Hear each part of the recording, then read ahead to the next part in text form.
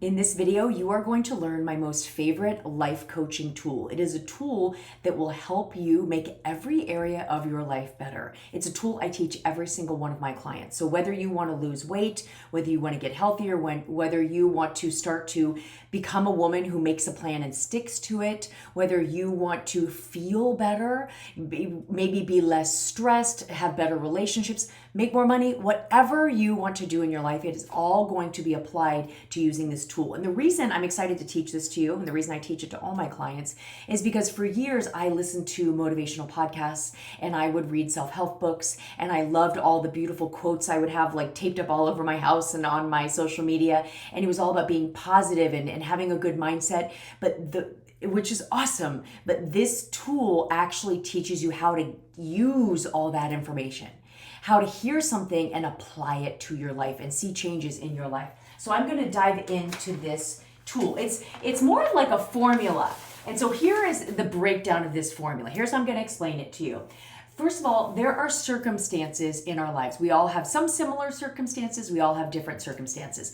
Most circumstances are neutral. So when you think of things that are happening in your life, how much you weigh, how much you have in the bank, how much credit card debt you have, whether you're married, whether you're single, whether you have an animal, the weather, what happened to you 20 minutes ago, what you ate for lunch.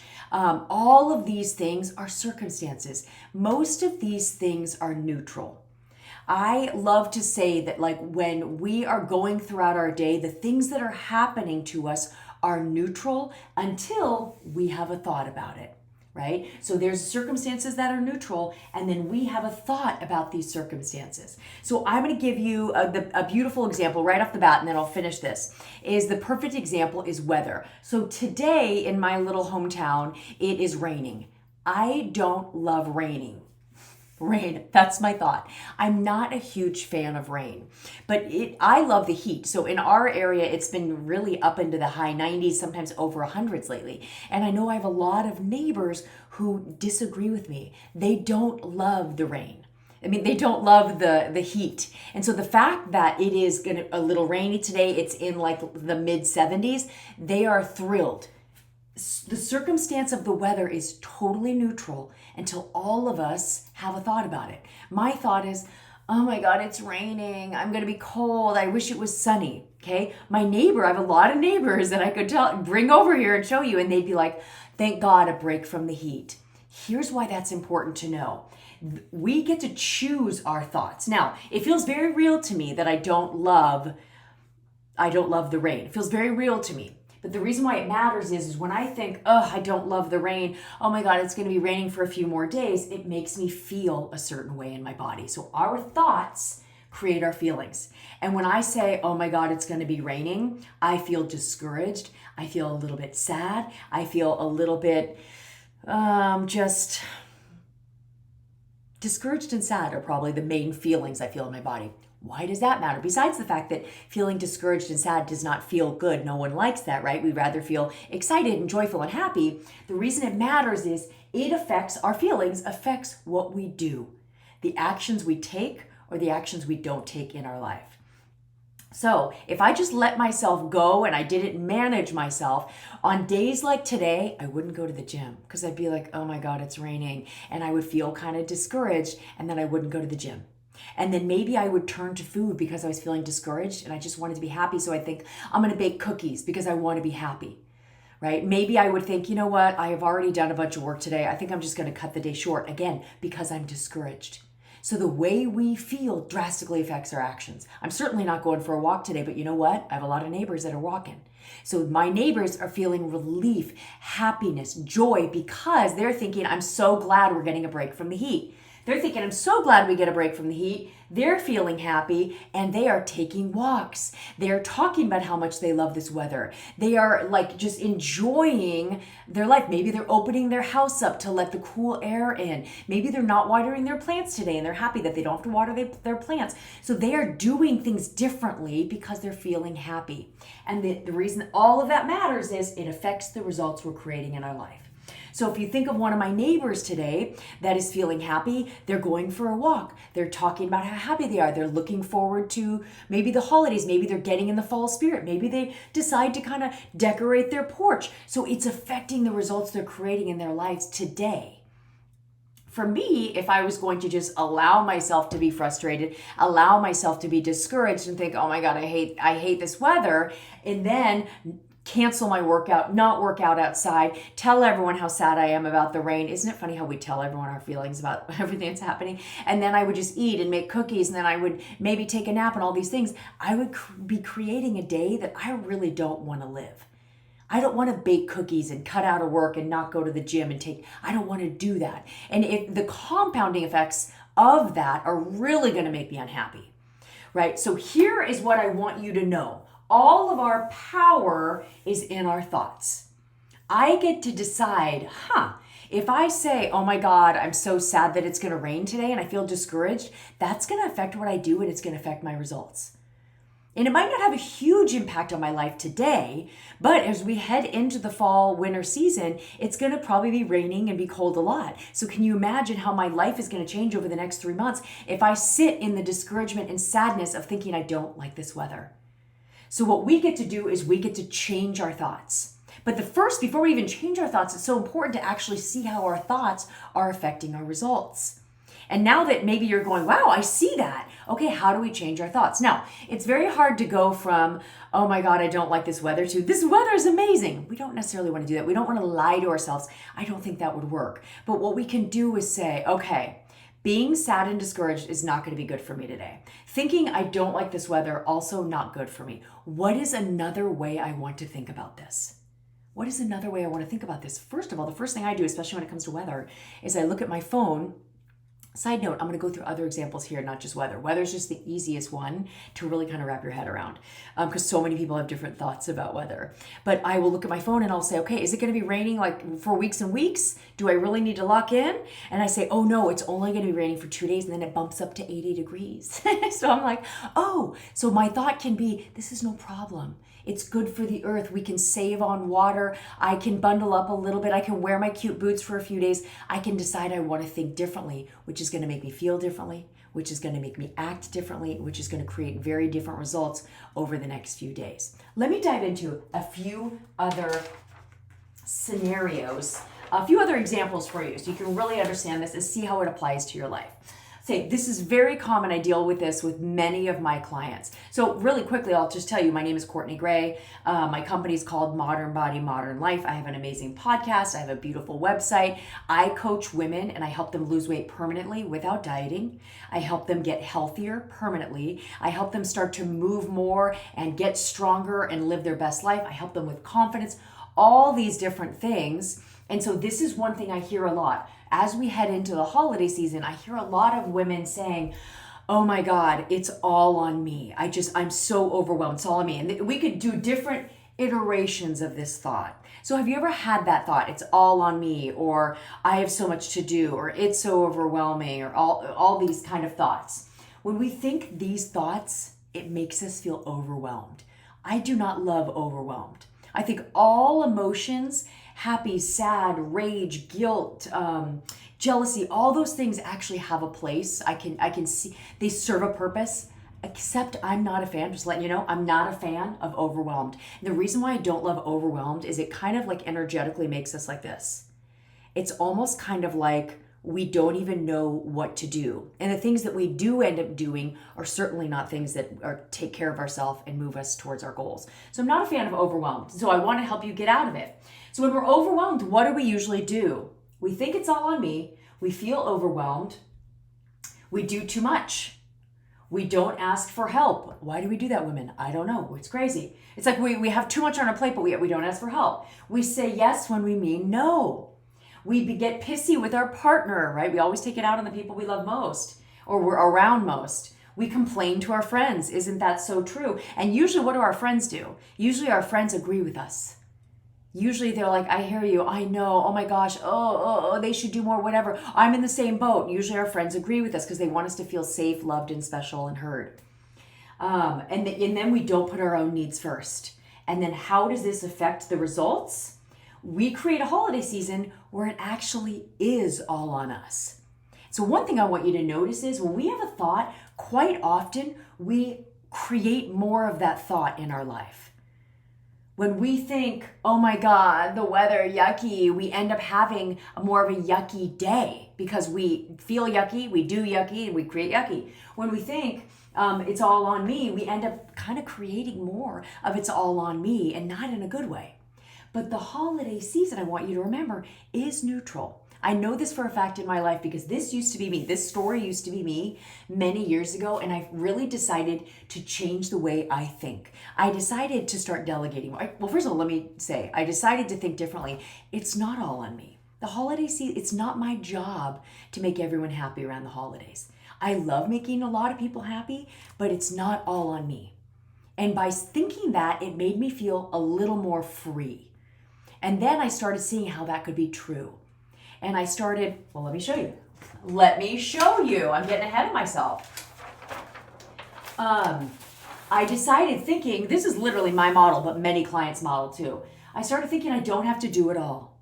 And that made me feel powerful and free. Now, let me just say too, when I first started thinking about this, I didn't fully 100% believe it. I wanted to believe it. It was almost like it's possible, I don't have to believe it all. But when you start feeling like something is possible, you identify a thought that you want to start believing, what happens is it opens a door in your mind and you start finding evidence of its truth.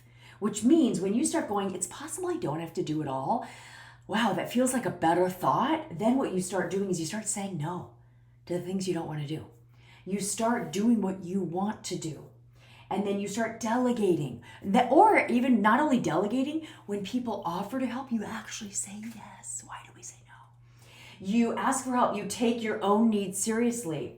You encourage your friends to do the same. And let me just give you an example in the action line of something that I did years ago when I was feeling very much like, oh my God, I have to do it all. And then I decided, what if I don't have to do it all? And my husband actually was the one that presented that thought to me. He goes, what if you don't have to do all of these things? We love you and you do so much for us, but you're doing more than we want of you and you seem like you're overwhelmed. And so I was actually in that moment writing out my Christmas cards. This was long ago. I think Facebook had like just gotten started, right? So we started posting pictures on Facebook. So that is a side note, but I was writing out my cards and addressing the envelopes. And I looked at my husband and I'm like, God, I don't want to do this. And he goes, yeah, I don't want to do this either. And all of a sudden I thought, I don't have to do this. We have Facebook now. Everyone sees my family. So what I did was I kept about 5 of those cards to send to the grandparents, because now most grandparents have Facebook, but back then they were the last to join the bandwagon of Facebook and Instagram. So I saved them and I mailed them to them and I threw away. I recycled all the cards, and that was the last year I bought Christmas cards. And it felt so empowering to me. That might not be what you want to do for you, but it felt so empowering to me. I've also had a few Christmas seasons where I don't make cookies for everyone. Maybe I make some cookies for some of our very close friends, but I don't have to take cookies to all the neighbors. I love my neighbors, but some seasons I don't take cookies to all of them. I don't have to do it all.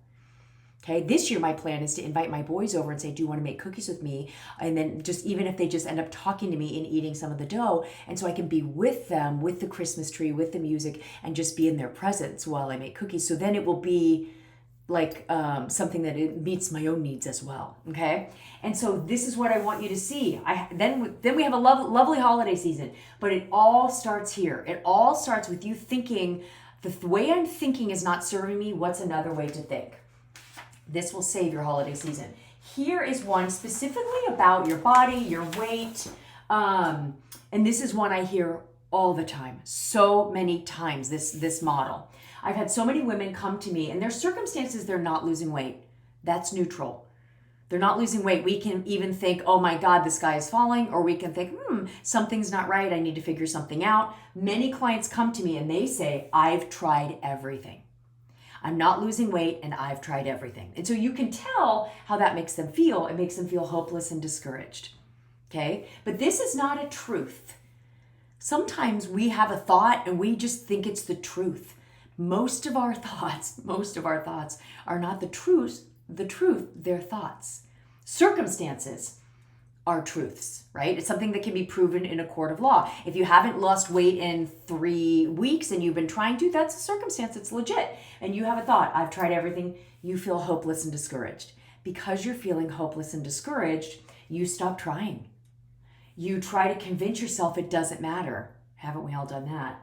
You go on off dieting. So you'll go for a few days like, this doesn't matter, why am I even doing this? I've tried everything. And then you go back on because you're like, oh my God, the scale's going up even more, or I'm frustrated again, or there's a reason why I really do want this, right? You talk to your friends about the unfairness. And what do your friends say? If you're in menopause and beyond, your friends probably say, it's menopause. It's just what happens to our body as we get older. What does it matter? This is our time to be enjoying ourselves. We're not 20, it doesn't matter. So your friends, in a very loving, intentionally, like they're trying to be supportive of you, but it's not necessarily helpful. And so then what happens is you don't figure it out because these are all the things you're doing. Okay? How can we turn this around? The first thing we can do is we can think, is there another way to think differently about this? Okay? And so maybe you think, this is my time. This is my time. And you say to yourself, I know I've been telling myself that I've tried everything. First of all, that's ridiculous. Of course, I haven't tried everything. Maybe this is my time. Maybe it's this is my time, or there's got to be another way. Or I'm pretty damn smart. Let me see if I can just open up to finding a new way of going about this. Okay? And then you feel capable. You feel hopeful. And then you get radically honest with yourself. The first piece of radical honesty in that last model is I've tried everything is absolutely ridiculous. None of us have tried everything when it comes to our business, our marriage, our parenting, our weight loss. Of course not, right? That thought stops a lot of women. So getting radically honest, I'm sure there's some things I haven't tried, okay? And then you learn about mindset. That's what, hopefully while you're here is you're realizing mindset has been missing from a lot of people's health goals, a lot of people's health strategies. Okay? And so maybe you get curious. Maybe you start journaling to think what's really going on here. Maybe you find others with this same mindset. Maybe you start finding some new friends, not getting rid of your old friends. We love our old friends. But maybe you start finding some new friends that are like, you know what? I knew that there was something else I could do. I started getting more steps. I started understanding why I was eating. I started drinking a little bit less. I started making a plan ahead of time and understanding my brain. I found this girl, Courtney Gray's YouTube channel, and I really started binging all of her content and understanding that, wow, I actually need to change me as opposed to just focusing on the food or focusing on my age or focusing on so many of the limitations that are of like even more placed on women in midlife and beyond. I will say, total side note, there is a narrative in our society right now in 2025. If you're in midlife and beyond, it's almost kind of like, good luck to you. This is just your body now. Oh, you're in menopause. This is just what we do. And it is so disheartening and so discouraging. And it's just not true. And it's just not true. So you start making this your time and you get in your best health, which is totally possible for you. So do I have another slide for you? I should have looked before I did this. I don't think I did. Here's the one question that I was going to write on that other slide that I want you to learn a few things, and then I'm going to leave you with a question. So I want you to know that your thoughts are where all your power is. You can change your thoughts. We think just because we have a thought, we have to believe it. But many of your thoughts are because they've just been habitual thoughts over and over and over. Many of your thoughts were given to you when you were growing up and you never chose them. You just agreed with them and started acting as if. And many of your thoughts are coming from your primitive brain that just wants you to feel happy in the moment. I know for me, when it's 5 o'clock, even now, I feel very in control of food. I'm in the weight I want to be in. I'm in the health I want to be in. But my brain right around 5 o'clock tells me, you are so healthy, Courtney. You deserve a treat. You should just go get dessert for yourself. And I'm just like, what? The reason I'm so healthy is I'm not eating dessert all the time. Sometimes I do, but not all the time. But my primitive brain is always telling me dessert is the answer. So we have a primitive brain that just wants us to be happy in the moment. So what you need to do is not listen to the primitive brain, but choose the way you want to think on purpose. And this is one of the most beautiful thoughts you can think. So I want to leave you with a question you can ask yourself as you go throughout your day to try to get good at doing this model. Circumstances, thoughts, feelings, actions, results. The question you can ask yourself is, how am I feeling right now? Especially if you're feeling, well, positive or negative, but especially notice if you're feeling some kind of negative emotion. How am I feeling? And if you're like, I'm feeling guilty, and then say, why am I feeling guilty? Because it's a thought. I'm feeling guilty because I feel like I talked to him too harshly. And then you can say, is that true? Or is there another way to think about this?